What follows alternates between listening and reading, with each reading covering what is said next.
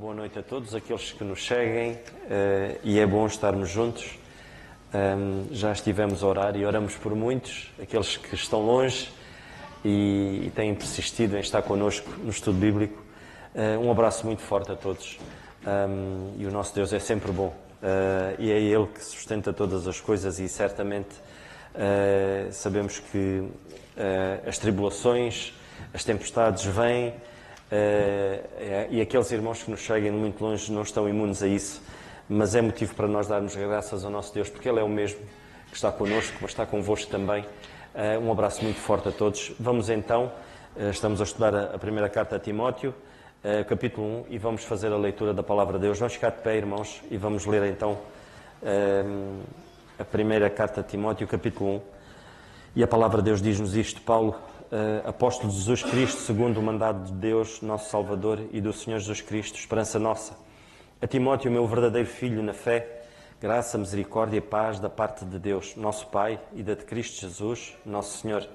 Como te roguei quando parti para a Macedónia, que ficasses em Éfeso, para advertires alguns que não ensinem outra doutrina, nem se deem a fábulas ou a genealogias intermináveis, que mais produzem questões do que edificação de Deus, que consiste na fé, assim o faço agora. Ora, o fim do mandamento é o amor de um coração puro e de uma boa consciência e de uma fé não fingida, do que desviando-se alguns se entregaram a vãs contendas, querendo ser doutores da lei e não entendendo nem o que dizem nem o que afirmam. Sabemos, porém, que a lei é boa e se alguém dela usar legitimamente.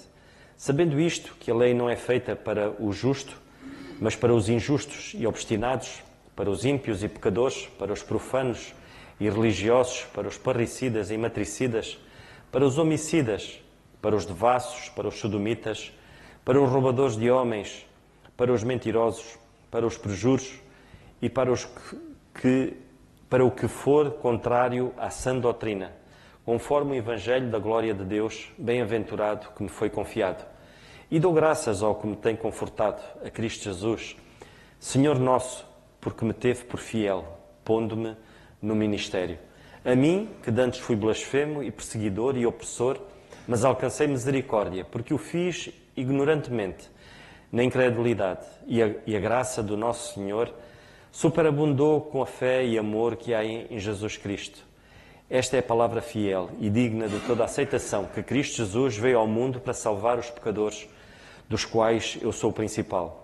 Mas por isso alcancei misericórdia, para que em mim, que sou o principal, Jesus Cristo mostrasse toda a longanimidade, para o exemplo dos que haviam de crer nele, para a vida eterna. Ora, ao Rei dos séculos, imortal e invisível, ao único Deus, seja honra e glória para todo o sempre. Amém. Este mandamento te dou, meu filho Timóteo, que segundo as profecias que houve acerca de ti, milites por elas boa milícia, conservando a fé e a boa consciência, rejeitando a qual alguns fizeram naufrágio na fé. E entre esses foram Himeneu e Alexandre, os quais entreguei a Satanás, para que aprendam a não blasfemar. E foi a leitura da Palavra de Deus. Podemos sentar, irmãos. Vamos ouvir agora então o nosso irmão Alberto e depois um irmão que queira partilhar connosco um pequeno pensamento. Esteja à vontade. Graças a Deus por sua palavra. Adoramos ao Senhor através das Escrituras, estudando a sua palavra. Estamos na primeira carta de Paulo a Timóteo, capítulo 1, verso 9 e verso 10.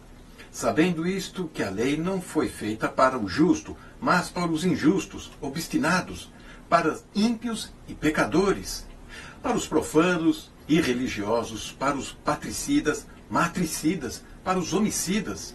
Verso 10. Para os fornicadores, para os sodomitas, para os roubadores de homens, para os mentirosos, para os perjúrios e para os que for contrário à sã doutrina. Talvez muitas pessoas não se envolvam tanto com a igreja por causa de algum pecado, achando que é horrível demais e que não merece se envolver com a igreja do Senhor Jesus. Muitos pensam que, olha, o que eu fiz, o que eu já aprontei nesta vida, não sou digno de receber nenhuma atenção. Mas será mesmo? Será que existe pecado que não tem mais jeito? Será que não há perdão para aqueles pecados que foram sem pensar, no momento de explosão. A Bíblia diz que Deus perdoa sempre. E precisamos lembrar isto continuadamente. Deus perdoa sempre. E mais ainda, o que Ele perdoa amplamente. Isaías 55, no verso 7. O que Ele perdoa, Deus perdoa completamente. Podemos até citar Atos 3,19. E Ele perdoa de modo permanente. Podemos citar Jeremias 31, no verso 34. Não me lembrarei mais do seu pecado. Deus não fica repisando os nossos erros para nos acusar ou para nos punir, nos ameaçar. Deus perdoa sempre. Deus perdoa completamente, amplamente. Deus perdoa sempre, completamente. Em Jeremias, nós encontramos que Deus esquece por completo. Não porque Deus seja fraco emocionalmente e que tenha dó da gente, afinal de contas a carne é fraca, esses conceitos que levantamos algumas vezes. Mas Deus tem os seus padrões. Deus não é fraco, não. Deus tem os seus padrões. E Josué, no capítulo 24, lá no verso 19 em diante, mostra que Deus tem os seus padrões. Contraste com o pecado. Contraste com o paganismo. Aqueles que são rebeldes a Deus, ao Criador. E nós podemos destacar aqui alguns passos para obter o perdão de Deus, para retomar a comunhão com Deus, a nos envolvermos com a igreja, a nos envolvermos mais com a palavra de Deus, com a Bíblia, com as Escrituras. Alguns passos importantes que podemos observar com citações do Antigo Testamento e do Novo Testamento também. Primeiro passo é reconhecer que pecamos, que ofendemos a Deus, que de uma maneira ou outra violentamos o seu padrão de santidade, de honestidade. Pode ser que você fez alguma coisa que tenha magoado outra pessoa e isso requer perdão, desculpas. Você pode ver isso no Salmo 51, quando Davi reconhece o seu erro, o seu pecado. Atos 24:16 também. Faça uma oração confessando o seu pecado. 1 João 1, no verso 9, se confessarmos os nossos pecados, Deus, Ele é fiel e justo para nos perdoar todos os pecados e nos purificar de toda injustiça. Fique triste por causa do teu pecado. Deus não permite que ninguém peque com sucesso. Fique triste com o seu pecado. Aquele peso de culpa, isso tem que te levar a um arrependimento, a um exame de consciência. Nós podemos ver isso na segunda carta de Paulo aos Coríntios, no capítulo 7, no verso 10. E eu quero ler na tradução brasileira que diz: pois a tristeza segundo Deus produz arrependimento para a salvação, a qual não traz pesar. Mas a tristeza do mundo produz morte. A tristeza do mundo vai nos acusando, vai colocando um peso que nos leva à perdição, ao desespero. Dê meia volta e mais ainda, faça mudança na sua vida, no seu modo de vida, no modo de pensar. Atos, no capítulo 3, verso 19, o discurso de Pedro, ele diz na primeira frase: arrependei-vos, pois, e convertei-vos, para que sejam apagados os vossos pecados.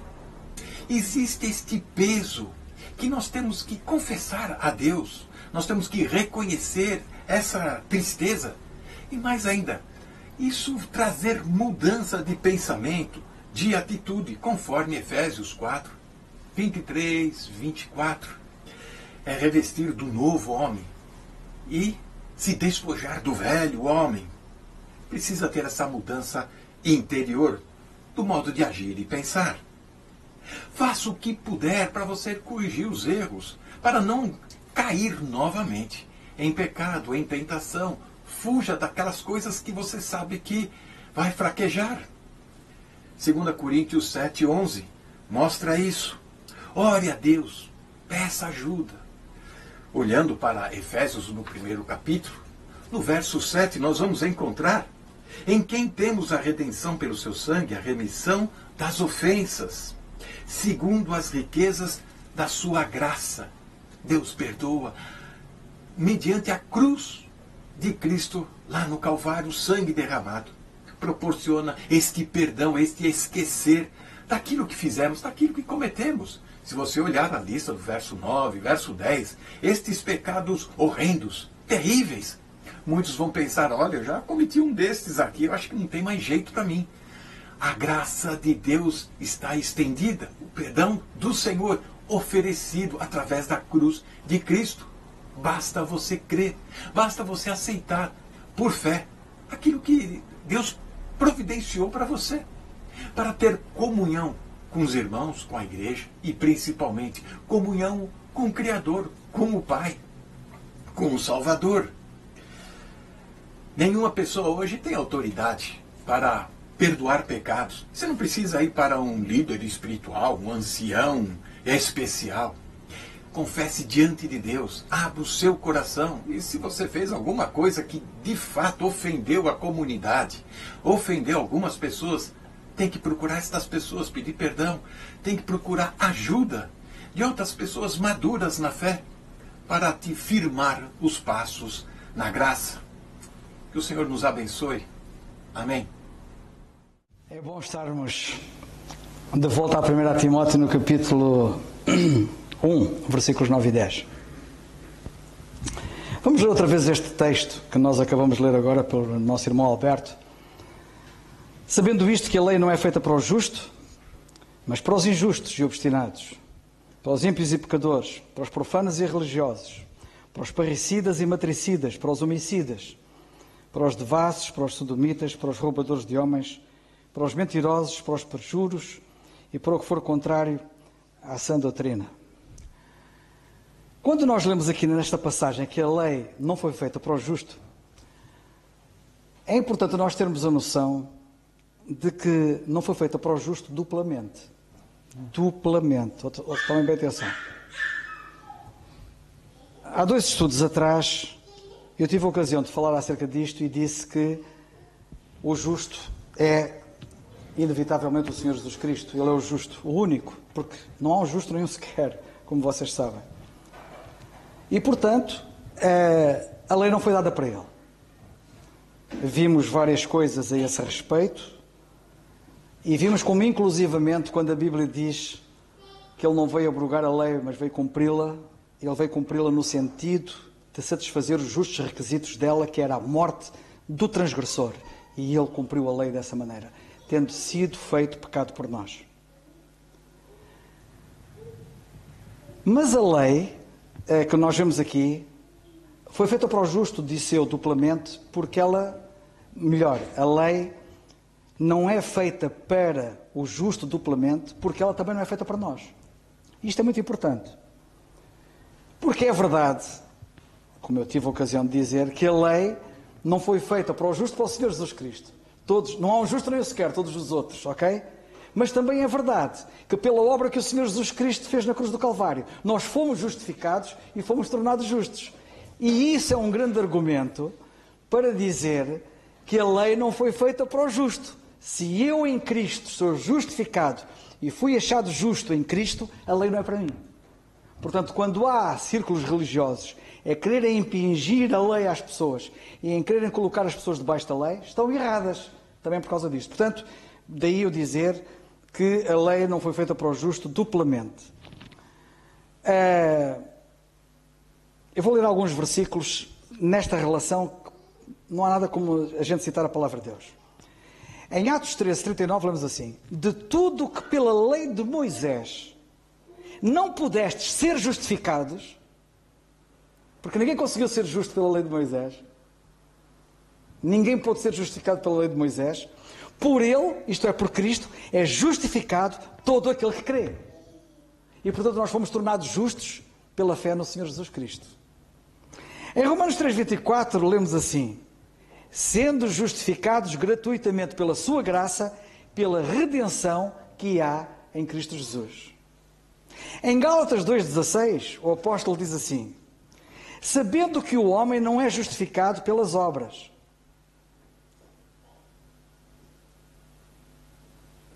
Sabendo que o homem não é justificado pelas obras da lei, mas pela fé em Jesus Cristo. Temos também crido em Jesus Cristo para sermos justificados pela fé de Cristo e não pelas obras da lei. Porquanto pelas obras da lei nenhuma carne será justificada. A palavra de Deus é admirável, é maravilhosa. Portanto, é muito importante nós termos bem a noção de que nós fomos justificados pela redenção que há em Cristo Jesus, por meio da fé, na obra que Ele realizou, fomos tornados justos. Aliás, para vocês poderem ver visualmente melhor a coisa, basta lembrar isto. Não havia nenhum justo, Ele era o justo. E o justo estava na cruz. A fazer o quê? Estava lá para atribuir a sua justiça a quem cresce nele. Ele levou os nossos pecados para nós levarmos a sua justiça. Ele foi considerado injusto para eu poder ser justo. E, portanto, se a lei não foi feita para o justo, definitivamente nós não temos nada a ver com a lei.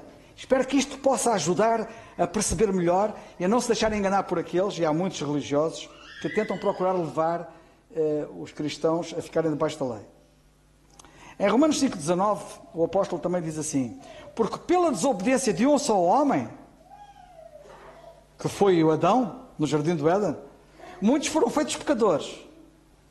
Mas é maravilhoso nós podermos ver que pela obediência de um, que foi o Senhor Jesus Cristo, muitos serão feitos justos. E nós fomos feitos justos. E a lei não foi feita para o justo. Certo? Na primeira carta aos Coríntios, capítulo 1, versículo 30, também gosto muito deste. Eu gosto da Bíblia toda, pronto. Eu gosto dos estilos e das vírgulas.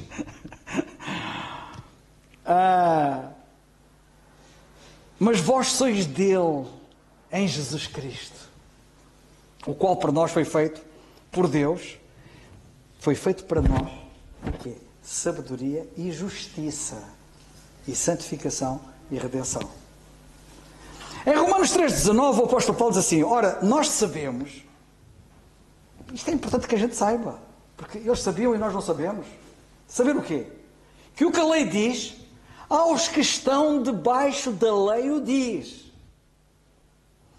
A lei fala para quem está debaixo da lei. Mas nós lemos depois Paulo ir dizer que nós não estamos debaixo da lei, mas debaixo da graça. Nós sabemos que tudo o que a lei diz aos que estão debaixo da lei o diz. Não é só partes da lei, é tudo o que a lei diz. Para que toda a boca esteja fechada e todo o mundo seja condenável diante de Deus. Ou seja, pela lei não há salvação, há condenação.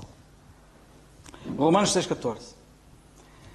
É aqui que Paulo diz: não estais debaixo da lei, mas debaixo da graça. E em Romanos no capítulo 7, versículos 4 a 6, eu não posso deixar de ler isto, e eu estava-me a deliciar a ir pela palavra de Deus, a ler só sobre esta temática. Diz ele, nem precisa de comentários: assim, meus irmãos, então de conclusão, assim, meus irmãos, também vós estáis mortos para a lei. Coisa curiosa. Mortos para a lei, pelo corpo de Cristo, para que sejais de outro, daquele que ressuscitou dentre os mortos, a fim de que demos fruto para Deus. Porque quando estávamos na carne, as paixões dos pecados que são pela lei obravam em nossos membros para darem fruto para a morte. Mas agora estamos livres da lei, pois morremos para aquilo em que estávamos retidos, para que sirvamos em novidade de vida, em novidade de espírito e não na velhice da letra da lei, entenda-se. Gosto muito de Romanos 10,4. O apóstolo diz assim: porque o fim da lei é Cristo, para a justiça de todo aquele que crê. O fim da lei é Cristo, para a justiça de todo aquele que crê. Agora, gostava que vocês olhassem aqui para o texto, estes dois versículos, 10 e 11, e considerassem o seguinte: isto requeriria mais tempo, para um estudo mais aprofundado. mas vou procurar deixar à vossa consideração o vosso próprio estudo desta passagem. Porquê? Porque nós agora vamos ver que temos aqui nestes 2 versículos os 10 mandamentos. Vocês já tinham reparado nisto? Estão aqui os 10 mandamentos da lei. A passagem diz, passo a relembrar, sabendo isto que a lei não é feita para o justo, mas para os injustos. Agora, a partir daqui, temos os 10 mandamentos. E eu queria chamar a vossa atenção para isto, porque é assim. Como eu disse, isto requeriria um estudo mais aprofundado, mas os injustos e obstinados, ou rebeldes, que é quem insiste ou persiste numa ação ou numa intenção, na lei o primeiro mandamento diz, em Êxodo 23:4, não terás outros deuses diante de mim. Mas há os rebeldes, não é? Que transgridem a lei. O segundo mandamento, os ímpios apontam-nos para o segundo mandamento. Não querer saber de Deus. Sabem o que é que diz o segundo mandamento da lei? Diz assim, em Êxodo 20:4, penso, também. Não farás para ti imagem de escultura. Os ímpios não querem saber de Deus. Terceiro mandamento, pecadores. São aqueles que falham o alvo. Literalmente. O terceiro mandamento diz, não tomarás o nome do Senhor teu Deus em vão. Muita gente não tem a noção do pecado que comete ao tomar o nome de Deus em vão. Cita o nome de Deus já a torta e direito. Qualquer coisa, Deus vem à baila. Cuidado com tomar o nome de Deus em vão. Quarto mandamento, quando ele diz os profanos, pecadores, e agora diz os profanos. E o que são os profanos? É aquilo que é oposto ao que Deus é, que é santo. São aqueles que são opostos ao respeito devido àquilo que é sagrado. Àquilo e àquele que é santo. Lembra-te do dia de sábado para o santificar. Mas os profanos profanam este mandamento, este dia. E são os profanos e os irreligiosos. O quinto mandamento. Parricidas e matricidas. Sabem o que é um parricida? Um parricida é quem mata o pai. E um matricida é quem mata a mãe. E o quinto mandamento diz, honra a teu pai e a tua mãe. E nós temos aqui os parricidas e os matricidas. Está em Êxodo 20:12. Em Êxodo 20:13 nós lemos, e agora a parte correspondente aqui da nossa passagem na continuação, os homicidas. E o sexto mandamento, como vocês sabem, diz em Êxodo 20:13, não matarás. Depois temos o sétimo mandamento, que diz, não adulterarás. Êxodo 20:15. Que o apóstolo aqui fala dos devassos. A lei não foi dada para os devassos e para os sodomitas. Ou melhor, a lei foi dada para estes. O oitavo mandamento diz, não furtarás. Êxodo 20:16. E aqui nós lemos... Êxodo 20:15. E aqui nós lemos os roubadores de homens. O nono mandamento diz os mentirosos. E a lei, nos 10 mandamentos, diz em Êxodo 20:16, não dirás falso testemunho. E em 10º lugar temos os perjuros, que são aqueles que para além... Os perjuros são aqueles que para além de jurarem falso, de mentirem, também significa aqueles que são falsários, que são falsos, são traidores. Não cobiçarás a casa do teu próximo, não cobiçarás a mulher do teu próximo, nem o seu servo, nem a sua serva, nem o seu boi, nem o seu jumento, nem coisa alguma do teu próximo. E depois o apóstolo termina nesta série e diz assim: e para o que for contrário à sã doutrina. Sabem o que a lei tem a ver com a sã doutrina? Em Gálatas 3:10 ele disse isto. Aliás, 5 vezes nós vemos nas epístolas de Paulo ele utilizar esta expressão, a sã doutrina. E em Gálatas 3:10 ele diz assim: todos aqueles, pois, que são das obras da lei, estão debaixo da maldição. Nós não podemos perder de vista o contexto. Lembram-se que havia indivíduos que queriam se fazer doutores da lei e queriam impingir a lei aos crentes? E ele diz: todos aqueles que são das obras da lei estão debaixo da maldição, porque está escrito, ou porque escrito está: maldito todo aquele. E agora tomem bem atenção a isto. Este conceito que Paulo apresenta aqui é fantástico. E muita gente não pensa nele. Especialmente aqueles que pensam que por guardarem a lei conseguem alguma coisa. O que é que está escrito? Maldito todo aquele que não permanecer. Não é um dia eu honrei o pai e a mãe. Aqui não diz um dia. Diz que é preciso permanecer nisto sempre. Desde que nascemos até que morremos.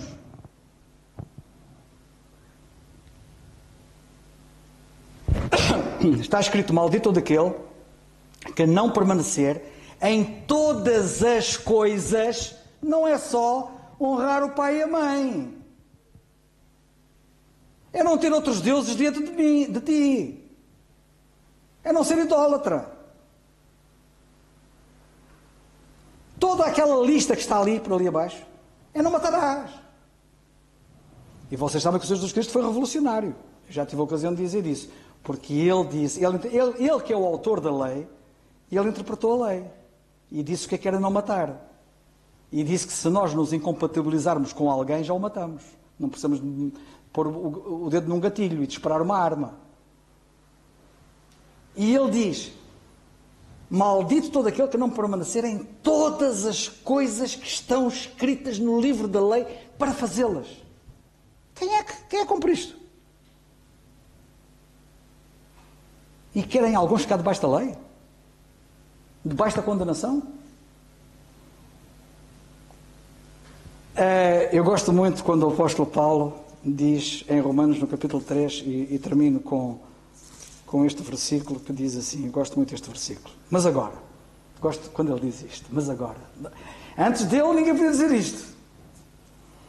Agora se manifestou sem a lei a justiça de Deus.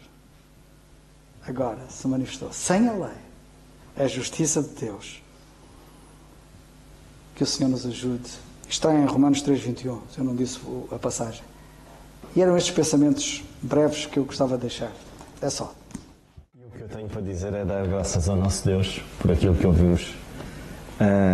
E é bom quando nós meditamos na palavra de Deus e vemos o quanto temos de tão precioso que é o Evangelho da Graça, o quão somos beneficiados, aquilo que já fomos beneficiados, aquilo que o Senhor já fez por nós, aquilo que está a fazer e aquilo que ainda vai fazer. E a palavra de Deus é isso, que o Senhor nos ajude, irmãos, a aprofundar cada vez mais.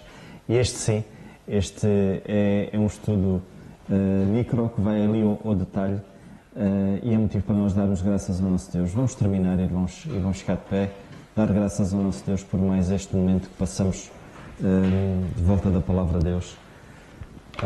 E vamos então orar. Senhor nosso bendito e amado Pai, não deixamos de te agradecer, Senhor, porque Tu nos falas através da Tua palavra, Senhor. Às vezes, Senhor, nos nossos pensamentos e quando estudamos a Tua palavra e quando lemos, Senhor, outrora a nação de Israel que Tu falavas audivelmente, Senhor, por sonhos ou por visões, Senhor, e às vezes pensamos que gostaríamos de estar naqueles momentos em que revelavas por sonhos a Tua vontade, Senhor. Mas nós hoje somos muito mais beneficiados, Senhor. Temos o privilégio enorme, Senhor, de que a qualquer momento nos podemos dirigir a Ti. E Tu te revelas, Senhor. A Tua vontade está revelada toda ela, Senhor, na Tua Escritura, na Tua palavra, Senhor. E nós te agradecemos por isso. Temos este privilégio enorme, Senhor. E esta noite, Senhor, nós te queremos agradecer por aquilo que tu nos falaste aos nossos corações, Senhor. Do quão somos privilegiados ao vivermos esta dispensação atual, Senhor, que estava oculta, Senhor, e que tu revelaste ao teu servo, apóstolo Paulo, Senhor, para que anunciasse, de facto, a tua palavra, esta sã doutrina, a Igreja, corpo de Cristo, Senhor, que tu formaste, Senhor, em que o nosso Senhor Jesus Cristo é o cabeça. E cabe-nos a nós, Senhor, ouvi-la, Senhor, e pôr em prática, Senhor. Isto dá-nos uma estabilidade, uma segurança para os dias que correm hoje e a tanta confusão que existe, Senhor, entre o teu povo mesmo, Senhor, que, interpretando a Escritura, cada um à sua maneira, Senhor, e muitas das vezes inchados na sua própria sabedoria e não procuram, Senhor, aprofundar através da tua palavra. E este estudo vai ao fundo, Senhor, vai ao detalhe, Senhor, e nós te agradecemos por ele. Te agradecemos pelos teus servos, Senhor, que expuseram a tua palavra, Senhor. Continuas a dar sabedoria, Pai, e mais uma vez nós te agradecemos porque podemos ver, Senhor, que hoje, pela fé no nosso Senhor Jesus Cristo, somos livres, Senhor, completamente livres, Senhor.